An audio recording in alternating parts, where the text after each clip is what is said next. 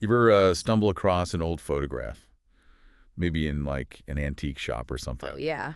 and it shows people, in clothes you don't really recognize, standing in front of some building that's long gone now, Mhm. and for just a second, you feel this weird connection to a past that's somehow really close. Yeah, I mean, they were real people living their lives, totally. but it also feels impossibly far away. Mm. Like a switch just flips, and suddenly yesterday, or even things that happened, not that long ago, can feel like ancient history. Yeah, that feeling it's powerful. Welcome to the Proximity Portal, where we explore, experience, and expand as we ascend to the message. And today we're diving deep, really getting into Avi Penhollow's fantastic article from the Proximity Portal Substack.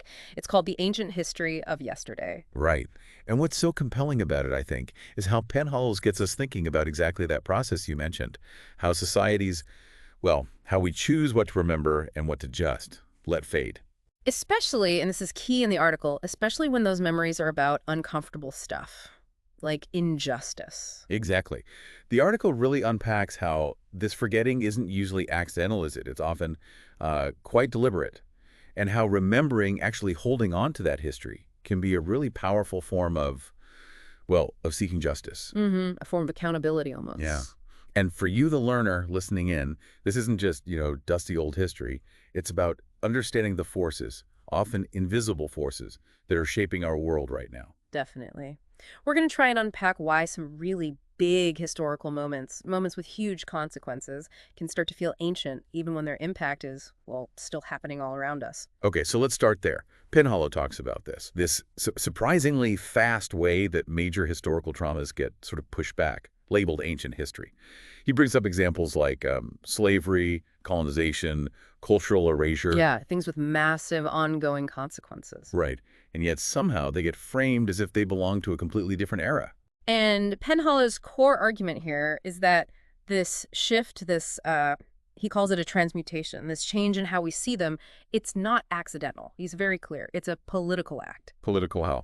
Well, because there are often these really deliberate efforts, happening both historically and right now here in the US and, frankly, all over the world to downplay or even just erase histories that challenge the status quo. Okay. So dominant stories, the narratives that kind of prop up existing power structures, those get amplified. They're presented as, timeless truths, Well, the other stories. while the experiences of people who were oppressed, their narratives get framed as, well, as obsolete, irrelevant, maybe even divisive or disruptive. It makes you think about this phrase Penhollow uses, strategic forgetfulness. Exactly. Who decides what gets remembered, what gets highlighted in the history books or memorialized? On what gets quietly buried or ignored.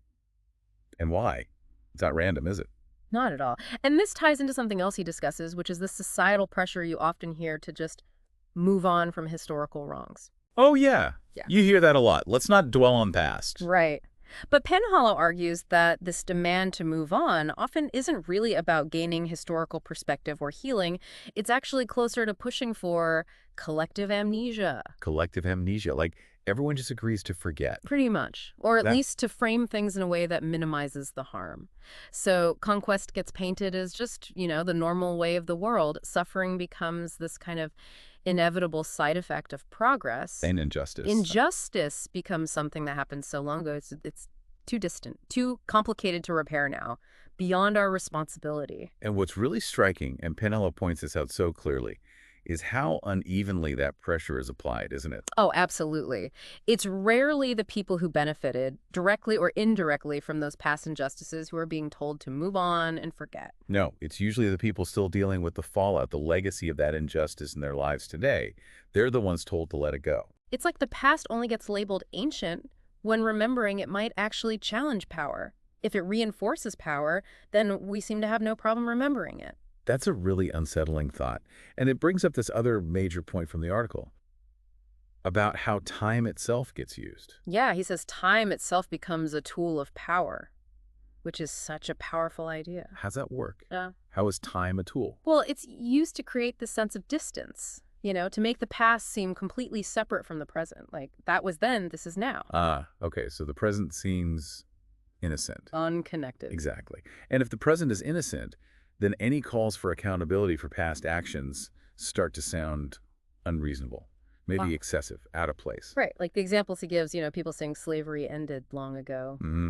As if centuries of brutal exploitation and the systems it built just vanished overnight with emancipation, which of course they didn't. Or how indigenous dispossession gets romanticized, right? Like it's all just part of this frontier past. Yeah, ignoring the ongoing struggles over land rights, economic inequality, cultural survival. Those are present-day realities, rooted in that history. And colonialism often gets talked about as a finished chapter. Despite the very real ongoing economic and political imbalances, it created that still shape relationships between countries today. So these ways of talking about time, they're basically trying to cut the cord. Precisely. Sever the link between the past suffering and the inequalities we still see today. It's a tactic, really. It recasts systemic violence as just history. Over and done with. Instead of an ongoing reality for a lot of people. Exactly. And it implicitly demands that those still affected just accept their situation, as if it's natural or maybe unchangeable. But like Penhollow says so starkly, there is nothing ancient about an open wound. That line really hits hard, doesn't it? It does, which leads us into another layer of this. Yeah. The argument that conquest and domination are just, inevitable. Part of human nature, almost. Ah, yes, the myth of inevitable conquest, as he calls it. The idea that, well, powerful groups have always taken over weaker groups. It's just how history unfolds. What's the function of that narrative, according to Penhollow? Well, it's incredibly convenient, isn't it? If conquest is just natural and inevitable, then those who benefit from past conquests or the systems they established don't really have to feel responsible. It lets them off the hook. Sort of. The logic is, hey, it's always happened, everyone's done it, so why single us out? Why try to undo it now? It normalizes something that was fundamentally violent and unjust. But he argues this normalization is selective, right? It doesn't get applied equally. Absolutely not. You tend to hear this inevitability argument most loudly when groups who lost out historically start asking for redress. Like indigenous groups asking for land back? Exactly. Or descendants of enslaved people talking about reparations. Suddenly, history becomes this unchangeable force. Yeah. Their claims are dismissed as unrealistic, or like they're just trying to stir up trouble by dwelling on the past. But the counterargument is, that conquest wasn't just some abstract event. It was and is a material reality. It had real, tangible consequences. Land stolen, labor exploited, lives destroyed, systems created. systems that still exist. Precisely. So normalizing conquest means normalizing the ongoing inequalities that resulted from it. And Penhollow's point is crucial here. Just because conquest happened repeatedly throughout history, that does not excuse it. It only multiplies its debts. Wow. Okay. So if a time is used strategically and inevitability is used selectively, it really brings us back to the question, whose histories are the ones being pushed into the ancient category? Yeah, and Penhollow is really clear. This pressure to forget is never applied equally. There's a stark double standard. How so? Well, think about the foundational myths of many nations. Stories of revolution, discovery, expansion, often involving conquest, right? Those are usually celebrated. Preserved in monuments, holidays, textbooks. They're part of the national identity. Right. They're remembered proudly. But when marginalized groups try to bring their histories into the light histories of stolen land, forced labor, violence, cultural suppression, Then it's different. then it's often framed as just grievances, or it's called divisive. Like, talking about it is the problem, not the history itself. So it's a deliberate selective amnesia, as he puts it. Exactly. You remember the parts that make the dominant group look good or feel justified, and you forget or actively suppress the parts that challenge that narrative. And this doesn't just distort the past. No, it absolutely shapes the present and the future. It makes it harder for marginalized communities to build collective identity, understand their own history, and push for justice. As Penhollow says, memory itself becomes an arena of power. It's a battleground over whose story gets told. And when simply forgetting isn't enough, or maybe isn't working, there's another tactic Penhollow points out, this sort of smokescreen of historical relativism. Yeah. That's when you hear things like, well, every civilization practiced conquest, or slavery existed everywhere throughout history. Right. What's the effect of saying things like that? Well, it sounds kind of historically knowledgeable, maybe. But often the aim isn't really a nuanced understanding of the past. The aim is usually to shut down moral clarity about the present How does it do that? by making injustice seem universal. Oh, Ubiquitous. If everyone did bad things, then maybe no one is particularly responsible for the specific bad things that happened here or their ongoing consequences. It paralyzes action. it's kind of whataboutism, isn't it? Exactly. It treats historical injustice like a closed book just because it happened elsewhere too. Like, okay, bad things happened, but everyone did bad things, so let's just move on. But the article argues. It argues very strongly that history does not absolve itself.